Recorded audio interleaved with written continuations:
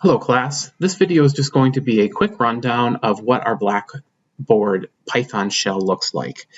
You should have access to this by being enrolled in the course.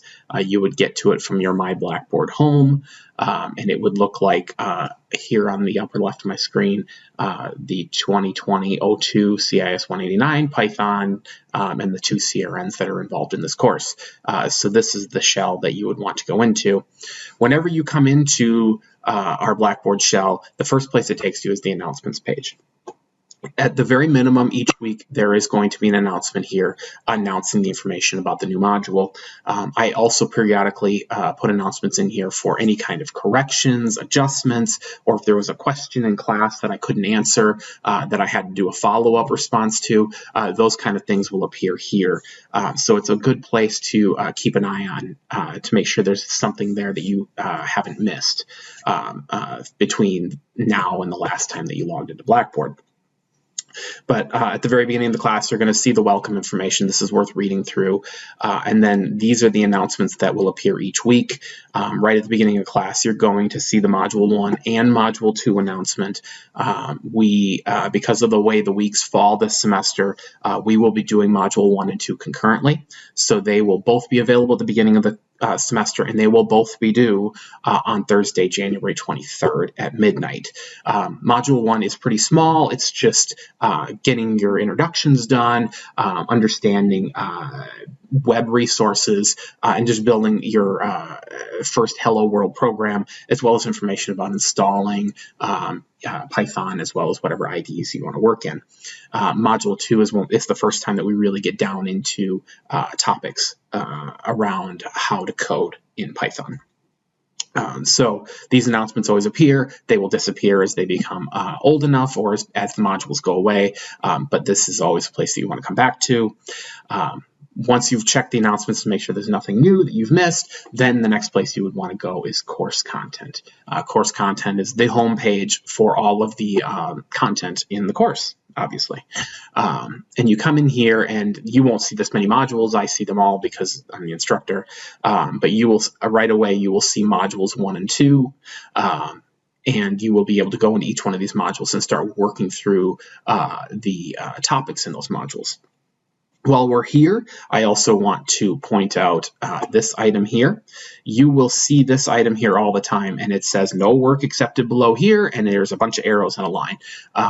As the semester goes, each one of these module folders will fall below this line. And once they fall below this line, that means I'm no longer accepting work for that module. However, that module is available to you for reference purposes. I want to make sure that you still have access to the materials that you had at the beginning of the semester as we go through the semester, because you might need to look back at a topic that you've forgotten information about. So just be aware of that. So anything above the line is still available. Anything below the line is no longer available for submitting homework. If I go into one of these modules, I'll just go into the first module since it's the first one. You don't need to worry about that. You're going to see these topic items, and every module has these, and they just go in order. So you'll just, as you come through here, you'll want to just start with topic 1 and then work your way through the items in there, and then topic 2, 3, and 4. I also introduced these items in my demonstrations in class in the same order. And you'll also see here, down at the very bottom, every one of the modules has this. And this is a good thing to check before you move on to the next module or before you move on to whatever other classes you're trying to learn. These are the items that are being submitted in the module. So if you think you've completed your class introductions, you've completed your e-text confirmation, you've completed your Hello World program, then you can be comfortable in knowing that you have completed this module. If you have missed one of these, you need to go back and find it within the topic and make sure that you're getting it submitted. And I'm just going to go into, in this case, let's say topic 3. And in the topic, again, you can start from the top down and you just read through these things and familiarize yourself. And I just put in a little bit of information here. And this one is just about links to online resources. And then this item here is a quiz. And it's the easiest quiz in the world. You just go in and answer the one question and you'll get the points for it. So then you're done with that topic. You can work your way back up to the module and then go on to the next topic. And that's really how this goes throughout the semester. Every week you'll get a new one of these modules, and you'll be able to work starting at topic 1 and work down through topic 4. Also, while I'm here, I want to point out the help. I mentioned this in the previous video. This is the discussion board to ask questions. And these questions are public, so your fellow students can see it as well as I can see it. I get notified when these questions are put in. And you can also be notified when these questions are put in if you go in here and you subscribe. So you can see mine says unsubscribe because I've already subscribed to this forum.